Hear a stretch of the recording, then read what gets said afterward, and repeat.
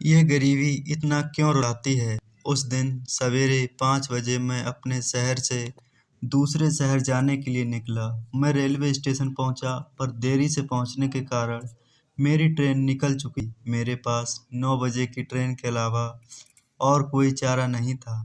मैंने सोचा कहीं नाश्ता कर लिया जाए। बहुत जोर की भूख लगी थी। मैं होटल की ओर जा रहा था। अचानक रास्ते में मेरी नज़र फुटपाथ पर बैठे 2 बच्चों पर पड़ी।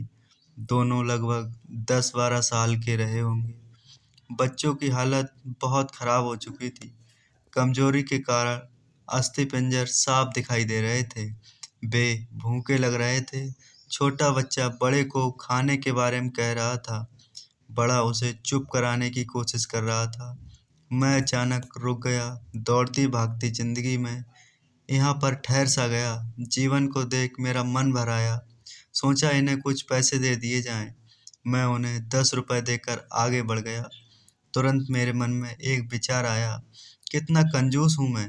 10 रुपए में क्या मिलेगा, चाय तक ढंग से ना मिलेगी। स्वयं पर शर्म आई। फिर वापस लौटा। मैंने बच्चों से कहा, कुछ खाओगे?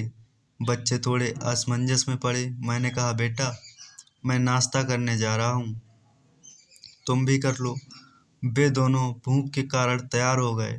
उनके कपड़े गंदे होने से होटल वाले ने डांट दिया और भगाने लगा। मैंने कहा, भाई साहब उन्हें जो खाना है वो उन्हें खाने दो, पैसे मैं दूंगा। होटल वाले ने आश्चर्य से मेरी ओर देखा। उसकी आंखों में उसके बर्ताव के लिए शर्म साफ दिखाई दे रही थी। बच्चों ने नाश्ता, मिठाई व लस्सी मांगी। सेल्फ सर्विस के कारण मैंने नाश्ता बच्चों को ले जाकर दिया। बच्चे जब खाने लगे, उनके चेहरे की खुशी कुछ निराली ही थी।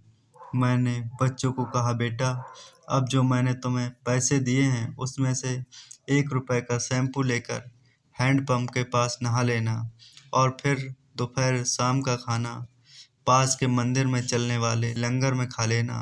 और मैं नाश्ते के पैसे देकर फिर अपनी दौड़ती दिनचर्या की ओर बढ़ निकला। वहाँ आसपास के लोग बड़े सम्मान के साथ देख रहे थे। होटल वाले के शब्द आदर में परिवर्तित हो चुके थे। दोस्तों, मैं स्टेशन की ओर निकला।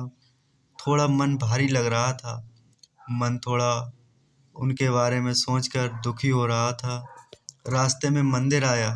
मैंने मंदिर की ओर देखा और कहा, हे भगवान, आप कहाँ हो? इन बच्चों की ये हालत, ये भूख, आप कैसे चुप बैठ सकते हो? दूसरे ही क्षण में मेरे मन में विचार आया, पुत्र, अभी तक जो उन्हें नाश्ता दे रहा था वो कौन था? क्या तुम्हें लगता है तुमने ये सब अपनी सोच से किया? दोस्तों, मैं हैरान हो गया। मेरे सारे प्रश्न समाप्त हो गए। ऐसा लगा जैसे मैंने ईश्वर से बात की हो। मुझे समझ आ चुका था हम एक साधन मात्र हैं, उसके कार्यकलाप के वो महान है। भगवान हमें किसी की मदद करने तभी भेजता है जब वह हमें उस काम के लायक समझता है। दोस्तों, किसी की मदद को मना करना वैसा ही है जैसे भगवान के काम को मना करना। अगर आपको कोई भूखा या लाचार मिले या आपसे कुछ खाने के लिए मांगे तो आप अपनी सामर्थ्य अनुसार मदद ज़रूर करें, क्योंकि स्वयं भगवान ने आपको इस काम के लिए चुना है। दोस्तों, हमें कभी भी अपनी दौलत पर घमंड नहीं करना चाहिए। जितना हो सके हमें दूसरों की मदद करनी चाहिए। दोस्तों, ऐसी ही और वीडियो देखने के लिए हमारे चैनल को ज़रूर सब्सक्राइब करें, जहां पर हर रोज़ मैं ऐसी ही नई नई वीडियो लेकर आता रहता हूं।